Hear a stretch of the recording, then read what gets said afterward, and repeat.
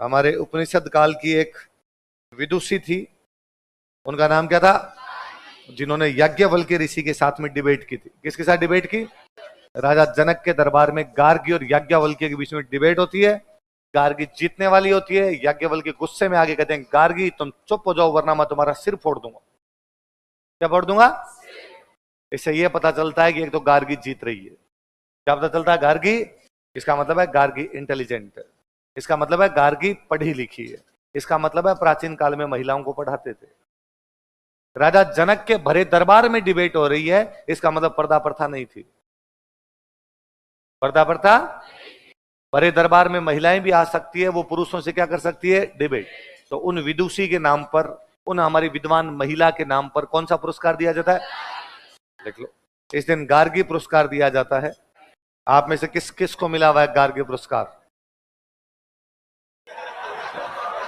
पर लड़के हाथ मत खड़े कर देना, क्योंकि गार्गी पुरस्कार केवल किसको मिलता है? तो लड़का देखे, सर कौन से सर्टिफिकेट मांग रहे हैं? सर 2 बार मिला था, 2 बार मेरे को। 10th और 12th में राजस्थान बोर्ड में जिन बालिकाओं के 75% से ऊपर आते हैं उनको कौन सा पुरस्कार मिलता है? कोरोना में 90 कर दिया। कोरोना वाले साल में कहा था कितने परसेंट होने चाहिए? 90, क्योंकि कोरोना वाले साल में सबके कितने आ गए थे? सबके आगे, है ना? अच्छा, उसमें भी लड़कों में तुम अपवा दो, सबके उस साल तो आ ही गए थे ज्यादातर के आगे। सरकार ने कहा इस साल हम कितने परसेंट पे देंगे? 90। बाकी ये था कि 75% पे आरबीएसई बोर्ड, केवल किसको? राजस्थान बोर्ड वालों को, सीबीएसई वालों को, क्योंकि उनके सबके 99 आते हैं। सीबीएसई वालों को सबके कितने आते हैं? 600 में से 599, 600 में से 591, और 600 में से 599 नंबर आ रखे हैं। और एक लड़की टीवी पे जोर जोर से ढां ढां रो रही है।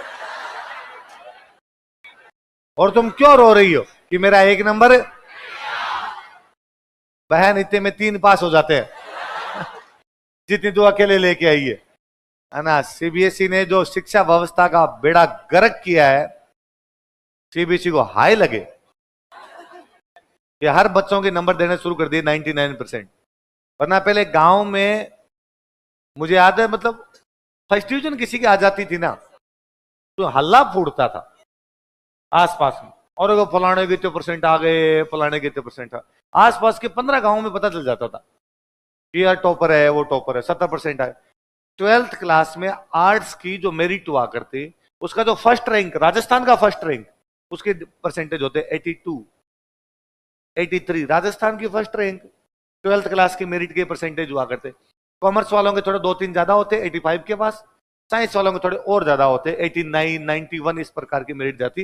ये राजस्थान के फर्स्ट रैंक होल्डर का स्कोर था। तो बाकी वाले तो नीचे नीचे आते ही थे। सीबीएसई वालों ने देना शुरू किए, आनिए बानिए को बांटने शुरू किया, ले तो ले जा, जिसको जितने नंबर चाहिए हमसे ले जा सकता है।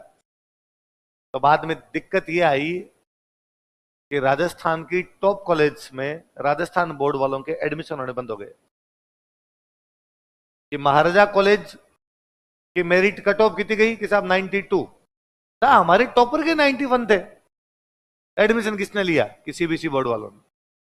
इसलिए राजस्थान के शिक्षा मंत्री ने अपने आरबीसी बोर्ड वालों को बुलाया, राजस्थान बोर्ड वालों को बुलाया, और बोर्ड वालों को बुला के कहा टावरों को नंबर बांटो। कहता आ ही नहीं रहे, कहां से दो? यूं ही दो, नहीं आ रहे तो भी दो, ताकि बच्चों के एडमिशन। इससे बुरा शिक्षा व्यवस्था के लिए हम कुछ ही नहीं कर सकते। फिर बीच में और लेके आए कि साहब ये 8वीं तक तो किसी को फेल ही मत करो, भले ही कुछ आता हो, भले ही। फिर कोई क्यों पढ़ेगा? आज आप सारे तैयारी करते हो, आज आप भयंकर ढंग से पढ़ रहे हो, क्योंकि आपको पता कि कंपटीशन है, कंपटीशन में पास होंगे तो ही सिलेक्शन होगा, वरना सिलेक्शन, आप कह दिए भाई सिलेक्शन यूं ही हो जाएगा। तो क्या कोई भी पढ़ना चाहेगा? क्या आप इसलिए पढ़ना चाहोगे कि मुझे ज्ञान प्राप्त करना है ना? नहीं, आपको ज्ञान लेना ही नहीं है, हमें केवल क्या लगनी है? नौकरी। कोई ना कोई टारगेट होता है, तब पढ़ाई होती है साहब। जब आप टारगेट विहीन कर दोगे किसी को भी तो उसे पढ़ाई।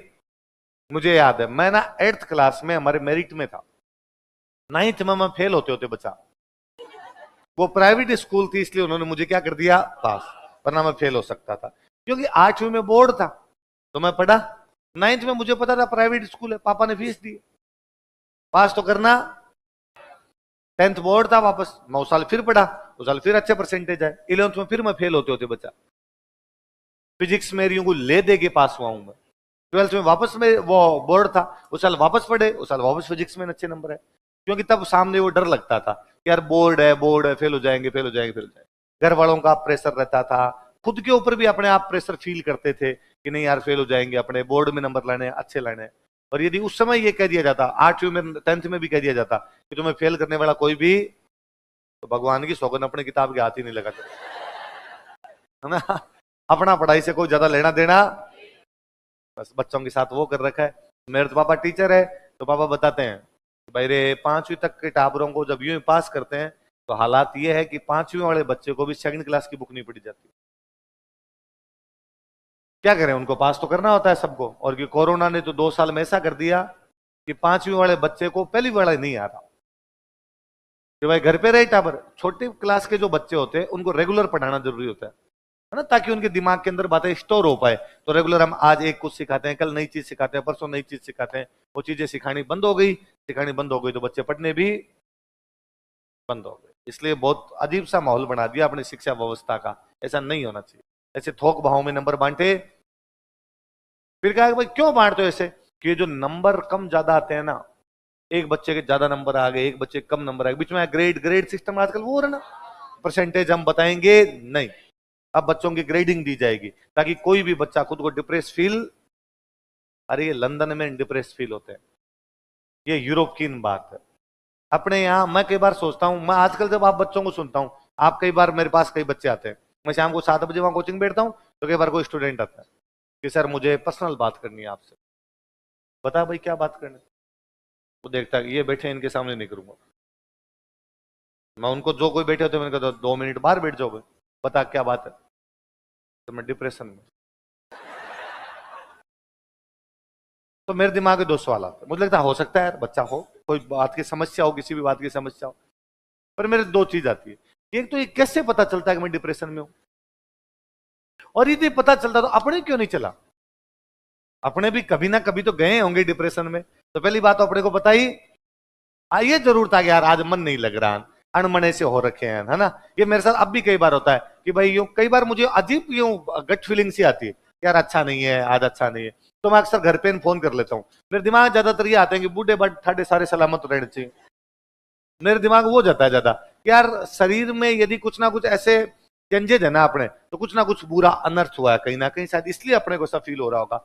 मैं अक्सर घर पे फोन करता हूँ, तो सब राजी खुशी, सब राजी खुशी, अपने ठीक। डिप्रेशन आता हूँ बाहर आ जाता है अपने को ज्यादा डिप्रेशन फील नहीं होता है। इसलिए सीन बी लगा हुआ भी तो लगे। सी मतलब सर्दी, बी मतलब डर, सीन बी लगा हुआ भी तो सर्दी जितनी फील करोगे उतनी, डर जितना फील करोगे उतना ही। ये आप मान लो कि ज्यादा ठंड नहीं है, तो आप यदि शर्ट में भी घूम लोगे तो भी नहीं लगेगा। और आपने शर्ट पहन रखी है, उसके ऊपर स्वेटर पहन रखी है, उसके ऊपर जैकेट पहन रखा है, फिर एक मोटा सा कोट पहन रखा है, फिर रजाई लिए बैठा, अरे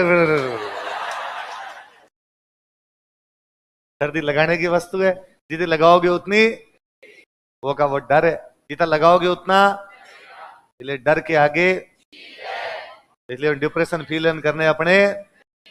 ये यूरोप वाले बच्चों के फील होते हैं, क्योंकि वहां सोसाइटी अलग प्रकार की सोसाइटी है ना। वहां इतना कनेक्शन लोगों के बीच में आपस में होता, अपने सब एक दूसरे से जुड़े हुए होते हैं। एक तो हमेशा कभी भी खोड़ला नहीं होना, क्या नहीं होना, अकेले नहीं रहना। ना कई स्टूडेंट के मैं भगवान जाने क्या देखता हूं कि सर मैं तो ना अकेला ही रहता हूँ।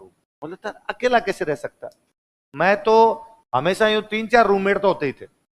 और मान लो कभी ऐसा हुआ कि वो भाई गांव चले गए, मुझे अकेले रहना पड़ गया, तो मुझे दीवारें काटने को दौड़ती, तो अकेला कैसे हो सकता हूं। तो फिर मैं कोई आस पड़ोस में कोई दोस्त होता, उसको फोन करता कि यार आप रूम पे हो गए, हाँ यार मेरे वाले रूम पे आ जाओ, आज शाम को यहीं खाना खा लेना, यहीं पे सो जाना, रात को यहीं पढ़ लेंगे यार अपने। तो कोई ना कोई आ जाता था। आप जब किसी से बात करते हो तो इस प्रकार की चीजें दिमाग में, खाली दिमाग खाली दिमाग में या तो कोई उल्टी पुल्टी बातें आती है। तो आजकल एक तो ये मोबाइल बड़ा चला है तुम्हारे, ऑनलाइन गेम टाइप का, इसलिए कहीं पे भी पैसे लगा देते हो, है ना। मेरे पास हर महीने में 2-3 स्टूडेंट ऐसे आते हैं कि ऑनलाइन गेम खेला या ऑनलाइन को ऐप डाउनलोड किया, उसमें इतने रुपए चले गए, इतने रुपए चले गए। अब वो हमें ब्लैकमेल कर रहा है कि भाई ये पैसे चुकाओ, वापस नहीं चुकाओ। इस प्रकार की कोई भी चीज होनी, ऐसा कोई ऐप ही डाउनलोड नहीं करना। बिना मेहनत के जिंदगी में कुछ भी मिलता। यदि आपको लगता है कि कोई ऐप वाला आपको कह रहा है कि भाई 10 दिन में हो जाएंगे रुपए डबल, एक बार लगाइए 1000 रुपए, उसके बाद में आपको हम 10 दिन बाद में देंगे 3000, तो मान लीजिए कुछ ना कुछ घोटाला। यदि ऐसा होता तो दुनिया में कोई भी मेहनत करता। अपने से सियाने सियाने लोग बैठे हैं और वो इस प्रकार के रुपए कमा लेते, इसलिए इस प्रकार से कभी रुपए आते। रुपए केवल और केवल किससे आते हैं? जब आप मेहनत करोगे तो ही रुपए आएंगे, इसके अलावा रुपए आने का कोई दूसरा चांस। तो एक तो अपने इस प्रकार कोई गेम नहीं खेलने, ज्यादा अकेले नहीं रहना। आपको लगता है कि आपसे यूं अकेले ही पढ़ाई होती है, पढ़ाई नहीं होती, तो भी पीजी में किसी में रहते हो, उसमें सिंगल रूम ले लीजिए, पर वहां आसपास में बाकी स्टूडेंट होने चाहिए। भले 15 मिनट ही बात की जाए, पर उससे बात की जाए। एक बार अपने ऐसी जगह घर ले लेते हैं, रूम ले लेते हैं जहां पर अपने अकेले रहते हैं, मकान मालिक रहता है, मकान मालिक को अपने से लेना देना नहीं, अपने को। फिर आप अकेले अकेले अकेले अकेले बैठा आदमी या तो ज्यादा फोन छेड़ता है, इस प्रकार के ऑनलाइन वाले चक्कर में फंस जाता है, या उसे पढ़ाई नहीं होती। और ये मिथ है, भ्रम है कि अपने साथ कोई होगा तो अपने नहीं पढ़ेंगे। अच्छा रूममेट है यदि, तो मैं कहता हूं पढ़ाई ज्यादा अच्छी होती है ना। अब वो आप अपने डिसाइड कीजिए भाई आप किस फ्रीक्वेंसी के हो, तो किस प्रकार के लोग आपके साथ में सेट बैठेंगे। ऐसा भी नहीं होना चाहिए भाई आप रात में जल्दी सोते हो, 10 बजे सो जाते हो, और अगला कहे मैं 1 बजे तक पढ़ूंगा, फिर आप लाइट के लिए लड़ो कि भाई लाइट जलाने दूंगा या लाइट जलाने। ऐसा नहीं होना चाहिए। ये कम से कम आपकी एक म्यूचुअल अंडरस्टैंडिंग होनी चाहिए कि या तो दोनों 10 बजे सो जाओ, या दोनों 1 बजे तक पढ़ लो, या कह दो कि नहीं भाई मेरे लाइट से कोई प्रॉब्लम नहीं होती, तेरे को जब तक पढ़ना वो पढ़ ले। इस प्रकार की चीजें होनी चाहिए। ऐसा करोगे तो किसी प्रकार का कोई डिप्रेशन आएगा। अगर ये डिप्रेशन सब लगाने की चीजें हैं, लगाओगे तब तो ज्यादा लगेगा, फील होगा। और यदि फील नहीं करोगे तो फील, और अपने तो किसी बात से डिप्रेशन आना ही नहीं चाहिए। अपने राजस्थान के लोग हैं भाई साहब, अपने कैसे डिप्रेशन आ सकते। मैं हमेशा कई बार सोचता हूँ, महाराष्ट्र है ना, महाराष्ट्र बहुत पैसे वाली जगह है ना। महाराष्ट्र में सारे किसान, खेती बहुत अच्छी होती है, पानी है बहुत अच्छा, नदियां हैं वहां पर तो पानी है बहुत अच्छा। पर महाराष्ट्र के किसान सबसे अधिक सुसाइड करते हैं। सुसाइड रेट है वो महाराष्ट्र किसानों की ज्यादा। क्यों कर लेते हो भाई आप सुसाइड? तो कि भाई उनके 5 साल अच्छी फसल होती है और फिर 1 साल नहीं हुई, उनको बड़ा झटका लगता है, अरे यार इस साल तो फसल हुई नहीं, पानी ज्यादा नहीं आया, नदी में बाढ़ आ गई, किसी भी कारण से हो गई, और वहां किसान सुसाइड कर लेता है। मुझे लगता है यार अपने पश्चिमी राजस्थान में 5 साल में एक बार राम जी राज्य होते हैं, 5 साल में एक बार फसल होती है। तो बाजरा हुआ तो सबसे पहले तो अगले 5 साल का बाजरा स्टॉक करके रखते हैं कि ताकि भूख तो नहीं मरे, और पैसा आए नहीं आए, खाली रोटी बना के खा लेंगे, पर दही के साथ खा लेंगे, सब्जी बनाने की आवश्यकता, पर भूख तो कम से कम नहीं मरे। बाकी बाजरा बेच के आए और जो पैसे आए वो बनियान के अंदर वाली जेब में डाल के, और अब मजे अपन। अब अपने कोई लोड लेने की आवश्यकता। तो अपने बाप दादाओं को ही कभी डिप्रेशन नहीं आया तो अपने भी डिप्रेशन। और यदि अपने को डिप्रेशन आ रहा है इसका मतलब अपने उनको कह रहे हैं अरे यार, उनको अपने सही नहीं मान रहे कि यार उनके भी डिप्रेशन आया होगा, उनके भी नहीं आया था और अपने भी आना। और इस प्रकार की चीज अपने में तो कम होनी। तो यदि आपको भी किसी को डिप्रेशन आता हो फिर भी लगता हो, तो आपका सेवाभावी निर्भीक भाई आपके बीच हमेशा। मेरे पास वहां शाम को 7 बजे कभी भी आ जाना और कह देना सर इनके सामने बात नहीं करूं, मैं हाथों हाथ समझ जाऊंगा कि तुम्हारे क्या है, 5 मिनट में दूर कर दूंगा। बंगाली बाबा की वो पुड़िया है मेरे पास। किसी को भी डिप्रेशन आने आए बात समझ में? हाँ। और ये एजुकेशन तो अब सिस्टम जो है वो रहेगा, उसमें तो हम कुछ भी कर नहीं सकते। रोम में रहना है तो रोमन वासियों की तरह रहना पड़ेगा। सिस्टम यही है तो इसके अंदर वैसे ही रहेंगे, यही चल रहा है चारों तरफ तो इसके अंदर यही रहेंगे। पर कम से कम अब इस फेज में आके जब हम तैयारी वाले फेज के अंदर है, इसमें इस प्रकार की बातें होनी। अकेले नहीं रहोगे, ये खोड़लापंथी है। और फिर आप ऐसी तैयारी में जा रहे हैं, आप ऐसी नौकरी में जा रहे हैं जिसमें अकेले रह ही नहीं पाएंगे, जो पब्लिक डीलिंग है, जिसमें वो अफसर सबसे अच्छा माना जाता है जो लोगों के साथ ज्यादा बातचीत करेगा, लोगों के साथ में ज्यादा घुल मिल के रहेगा। तो गोल मिल कर रहना सीखो। हाँ, बस ये भी नहीं होना चाहिए कि उससे अपनी पढ़ाई डिस्टर्ब हो जाए। पढ़ाई भाई अपना मेन फोकस, मेन टारगेट तो क्या है, पढ़ाई करना। पढ़ाई अच्छी होनी चाहिए और पढ़ाई हो ही जाती है अच्छी। एक आधे कोई अच्छे दोस्त तो आपके साथ रूममेट हो तो हमेशा पढ़ाई अच्छी होती है, उसका बुरा प्रभाव कभी भी पड़ता। और उल्टा हेल्थी कंपटीशन फील होता है कि भाई उसको ये याद हो गया, मुझे याद क्यों नहीं हुआ, या मुझे याद है तो मैं इसको याद करवा दूं, सुना दो एक दूसरे को, मैंने पढ़ा मेरे से याद नहीं हो रहा, तूने कैसे याद किया था, वो एक तरीका बताता है, पता चल जाता है। अकेला अकेला बैठा रहता आदमी फिर ज्यादा फील करता है कि यार मेरे नंबर कम आए, क्यों आए, किस लिए आए।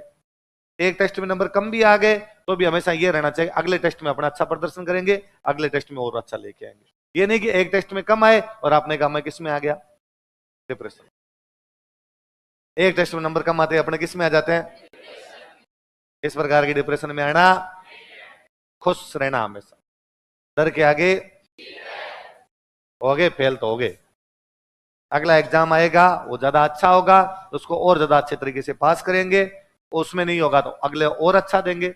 अच्छे की संभावना हर बार बनी रहती है, कभी भी कोई भी चीज परिपूर्ण होती। दिल चाहता है मूवी में अक्षय खन्ना पेंटर है, दिल चाहता है मूवी देखिए, उसमें अक्षय खन्ना पेंटर है, तो वो एक पेंटिंग बनाता है खूब सारी। तो उससे कोई पूछता है कि भाई तुम्हारी सबसे अच्छी पेंटिंग कौन सी है, तो कहता है वो अभी आना बाकी है, वो अभी आना, सबसे अच्छी पेंटिंग मैंने अभी तक बनाई। कोई व्यक्ति जब ये मान लेता है कि मैंने जो कर दिया अभी से आगे मैं जा नहीं सकता, तो वो अपने आगे जाने के रास्तों को क्या कर देता है, वो रास्ते बंद। इस बार मान लो एक बार टेस्ट में नंबर कम आ गया, अगले में और लाएंगे। और यहाँ तो जुम्मे जुम्मे 7 दिन में अगला टेस्ट है, ये भी नहीं कोई 2 साल बाद में देना, 1 साल में। मैं के बार टावरों देता हूँ शायद हिस्ट्री वाले टेस्ट में इस बार नंबर कम आए और मैं किस में आ गया।